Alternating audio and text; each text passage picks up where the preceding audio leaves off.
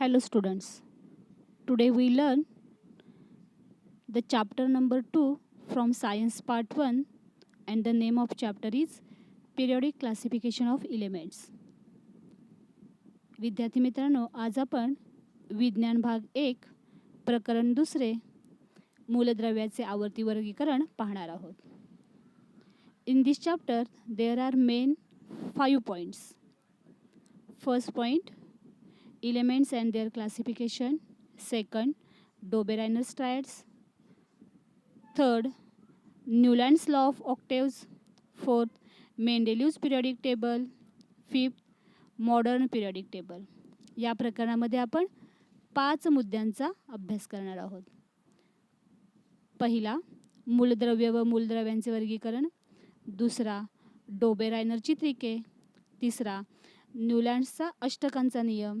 चौथा, मेंडेलीवची आवर्त सारणी. आणि पाचवा, आधुनिक आवर्त सारणी. Before starting this chapter, we have to recall some previous knowledge. So that I ask some questions.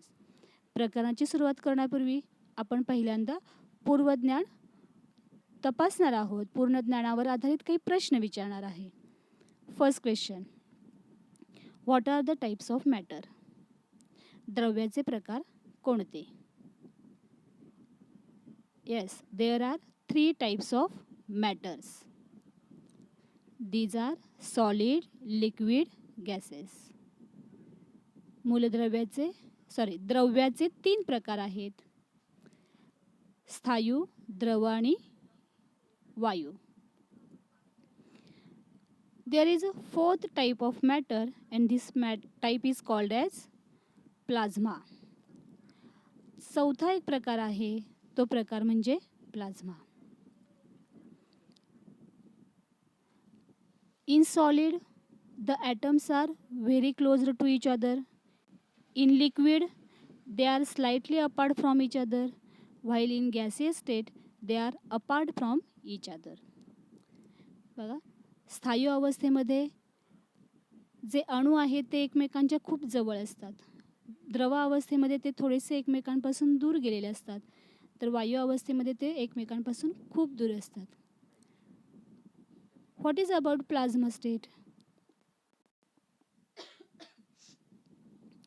Plasma is a subset of gases. Plasma ही वायूची उपअवस्था आहे. जसं आपण गणितामध्ये उपसंच बघतो त्याच पद्धतीप्रमाणे. In plasma state, electrons stripped away and positively charged nuclei roam freely. तुम्ही ॲटमचं स्ट्रक्चर बघितलेलं आहे. ॲटमच्या स्ट्रक्चरमध्ये न्यूक्लियसच्या आतमध्ये पॉझिटिव्हली चार्ज्ड प्रोटॉन आणि न्यूट्रॉन्स, ज्याच्यावर कसलाही चार्ज नसतो, म्हणजे प्रोटॉन आणि न्यूट्रॉन एकत्र असतात आणि या न्यूक्लियसभोवती इलेक्ट्रॉन्स रिव्हॉल्व होत असतात. त्यांना एक ठराविक ऑर्बिट असते, त्या ठराविक ऑर्बिटमध्ये हे इलेक्ट्रॉन्स रिव्हॉल्व होत असतात, फिरत असतात. पण प्लाझ्मा अवस्थेमध्ये काय होतं, तर हे इलेक्ट्रॉन त्यांची ऑर्बिट सोडून इतरत्र भटकत असतात, इतरत्र फिरत असतात. आणि इलेक्ट्रॉन ऑर्बिटमधून निघून गेल्यामुळे त्या न्यूक्लियसवरती पॉझिटिव्ह चार्ज निर्माण होतो, धनप्रभार निर्माण होतो. आणि असा एखादा चार्ज निर्माण झाल्यावरती ती वस्तू अनस्टेबल होते, म्हणजेच ती स्थिर राहत नाही. मग हा न्यूक्लियससुद्धा चार्ज झाल्यामुळे तो स्थिर राहत नाही, तोही इतरत्र सर्वत्र भटकत राहतो. आणि अशा अवस्थेमध्ये असणारा जो काही मॅटर आहे त्याला आपण प्लाझ्मा असं म्हणतो. Next question is, what are the types of elements? मूलद्रव्यांचे प्रकार कोणते? There are 2 types of elements, metals and non-metals, and third type is also discovered, that is the metalloids. मूलद्रव्यांचे प्रामुख्याने पहिल्यांदा 2च प्रकार होते, धातू आणि अधातू. नंतर तिसरा अस्तित्वात आला, तो म्हणजे धातू सदृश्य. Next question is, what are the smallest particles of matter called? द्रव्याच्या लहानात लहान कणाला काय म्हणतात? राईट, ॲटम, अणू, अणू असं म्हटलं जातं. Last question, what is the difference between the molecules of elements and compounds? मूलद्रव्य व संयुगे यांच्या रेणूंमध्ये काय फरक असतो? What is mean by molecule? When two or more than two atoms come together, then one molecule is formed. जेव्हा दोन किंवा दोनपेक्षा अधिक अणू एकत्र येतात तेव्हा रेणू तयार होतो. मग हे जे काही दोन किंवा दोनपेक्षा अधिक अणू एकत्र येतात ते कोणत्या प्रकारचे आहेत यावर तो रेणू मूलद्रव्याचा की संयुगाचा ठरवला जातो. यासाठी तुम्ही खाली दिलेलं पिक्चर बघायचं आहे. First picture shows molecule of element while second picture shows molecule of compound. पहिल्या चित्रामध्ये तुम्हाला दिसतंय आतमध्ये जे आहेत ते सगळे ॲटम्स आहेत. हे ॲटम्स सारखे दिसतात. तर दुसऱ्या पिक्चरमध्ये तुम्हाला काय दिसतात? हे ॲटम्स वेगवेगळे, काही व्हायोलेट आहेत तर काही गोल्डन कलरचे दिसतात. म्हणजे हे वेगवेगळे आहेत. म्हणजे याच्यानं तुमच्या लक्षात येतं की जर ॲटम्स सेम असतील तर तो मोलिक्यूल कुणाचा आहे? इलेमेंटचा आहे. आणि ॲटम्स जर का वेगवेगळे असतील तर तो मोलिक्यूल हा कंपाऊंडचा संयुगाचा आहे. That means when atoms are same then this molecule is called element, molecule of element, and when atoms are different then this molecule is called molecule of compound. This is iron and this is copper. In iron all the atoms are made from iron. In copper all the atoms are made from copper. म्हणजे लोखंड असेल किंवा copper असेल त्यामध्ये सगळे जे काही अणू असणार आहेत किंवा जे अणू एकत्र येऊन रेणू तयार झाले असेल ते सगळे कॉपरचे आणि लोखंडामध्ये लोखंड आयर्नचेच असणार आहेत. See next diagram. In this diagram there is a salt, water and sugar. इथं तुम्हाला मीठ, पाणी आणि साखर दिसते. तुम्हाला माहिती आहे हे सगळे काय आहेत? कंपाऊंड, संयुग आहेत. काय ना संयुग म्हणतो आपण? In salt there are two elements, sodium and chlorine. When they come together then one molecule is formed. मीठ जे आहे या मिठामध्ये सोडियम आणि क्लोरीनचे अणू एकत्र येतात आणि एक रेणू तयार होतो. In water there are two atoms of hydrogen and one atom of oxygen. पाण्यामध्ये हायड्रोजनचे दोन अणू आणि ऑक्सिजनचा एक अणू एकत्र येऊन रेणू तयार होतो. तसंच साखरेमध्ये in sugar there are atoms of carbon, hydrogen and oxygen combines together and form one molecule of sugar. साखरेमध्ये काय? हायड्रोजन असतो, कार्बन असतो, ऑक्सिजन असतो. या सगळ्यांचे अणू एकत्र येतात आणि मग साखरेचा एक रेणू तयार होतो. So these are the molecules of compounds and first example is the molecules of elements. हा त्यातला मेन फरक आहे. अजून फरक काय आहे बरं यामध्ये? इलेमेंट्स, ॲटम्स ऑफ इलेमेंट्स किंवा इलेमेंट्समध्ये जे जे काय, आता इलेमेंट म्हणजे काय तर आपण बघतो एकाच प्रकारचे ॲटम्स आहेत. So they cannot be separated by physical and chemical processes. इलेमेंटवरती फिजिकल केमिकल प्रोसेस करून त्यांना आपण सेपरेट करू शकत नाही. While by processing physical and chemical we can separate compounds. कंपाऊंडमधले जे काही वेगवेगळे घटक आहेत, वेगवेगळे घटक म्हणजे काय तर त्यामध्ये असलेले वेगवेगळे इलेमेंट्स, कंपाऊंडमधले असलेले वेगवेगळे इलेमेंट्स आपण फिजिकल केमिकल प्रोसेसेसने त्यांना वेगवेगळं करू शकतो. हा त्यातला अजून एक फरक आहे. Now classification of elements. आता या क्लासिफिकेशनची गरज काय आहे? बरोबर आहे ना? क्लासिफिकेशनची गरज काय आहे, ते कशा प्रकारे होत गेलेलं आहे या सगळ्याचा आपल्याला अभ्यास करायचा आहे. त्यासाठी एक पिक्चर पहा. सगळ्यांना चिरपरिचित आहे. दिस इज अ ग्रोसरी शॉप. किराणा मालाचं दुकान आहे. आपण बघतो किराणा मालाच्या दुकानामध्ये किराणा मालातला जो दुकानदार आहे तो काय करतो? सगळ्या वस्तू वेगवेगळ्या ठेवतो. आपण जे मागू ते लगेच आपल्याला देत असतो. हे कशामुळे शक्य आहे? त्याने सगळ्या वस्तू वेगवेगळ्या ठेवल्यात म्हणून शक्य आहे. सगळ्या एकत्रच ठेवल्या. फॉर एक्झाम्पल आपण घेऊया साबण आहेत. सगळे साबण जर का त्यानं एकत्र असं ढीक करून ठेवलं असेल किंवा एखाद्या पोत्यात सगळे साबण घालून ठेवले आणि आपण त्याला म्हटलं की आम्हाला लक्स साबण पाहिजे द्या, त्याला लवकर देता येईल का बरं? नाही शक्य त्याला. मग त्यासाठी त्याला काय करावं लागणार आहे? त्यांचं व्यवस्थित ग्रुपिंग करायला पाहिजे. ते त्यानं करून ठेवलेलं असतं म्हणून आपण मागितलं ती वस्तू लगेच आपल्याला देतो.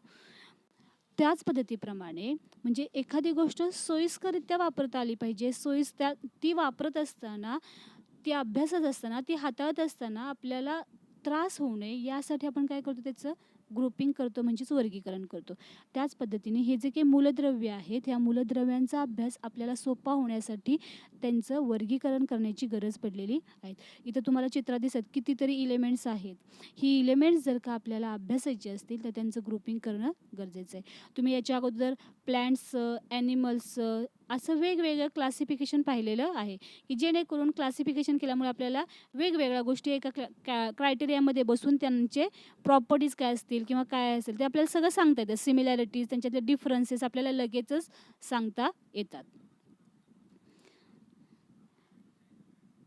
In element all the atoms are of one time. तुम्हाला माहिती आहे की इलेमेंटमध्ये असलेले जे काही ॲटम्स आहेत हे सगळे एकाच प्रकारचे आहेत. Till year 1800 only about 30 elements are known. म्हणजे 18व्या शतकापर्यंत फक्त 30च मूलद्रव्य माहीत होती. But today 118 elements are known to the scientific world. पण आता मात्र काय झालेली आहेत, 118 मूलद्रव्ये ज्ञात झालेली आहेत.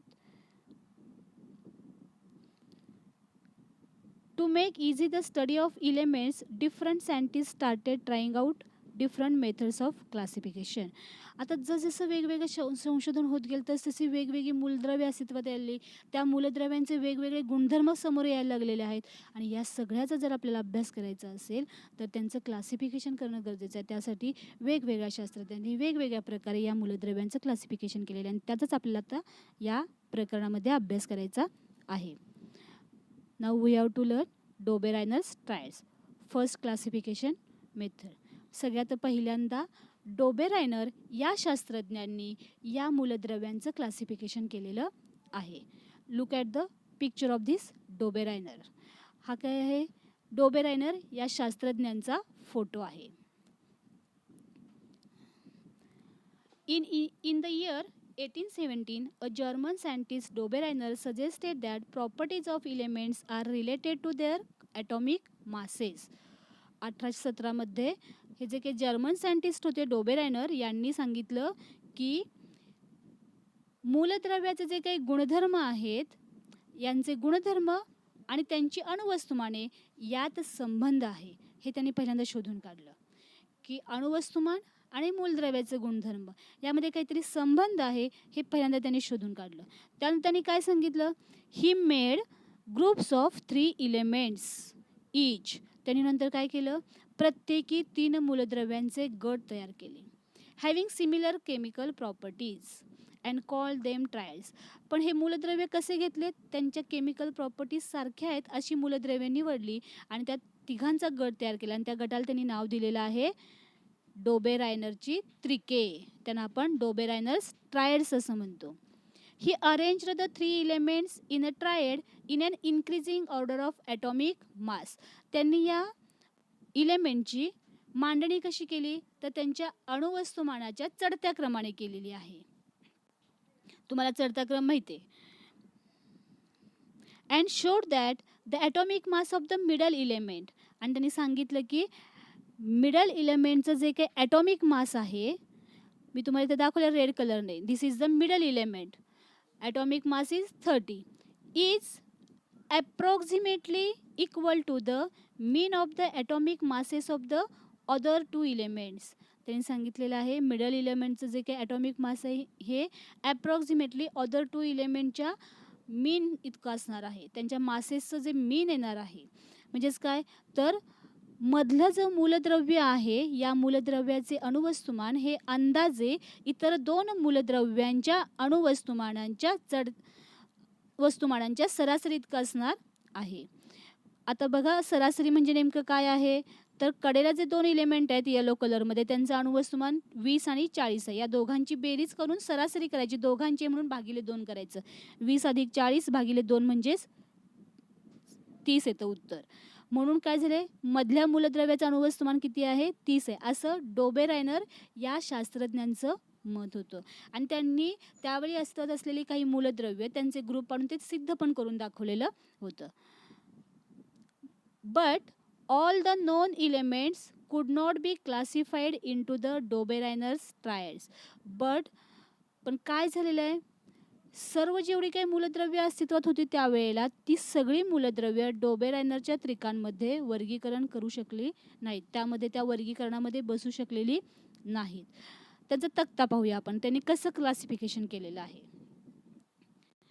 ट्रायड म्हणजे त्रिक, इलेमेंट 1, इलेमेंट 2चे आपण 2 ग्रुप केलेत. का 2 ग्रुप केलेत आपण इलेमेंट 2चे?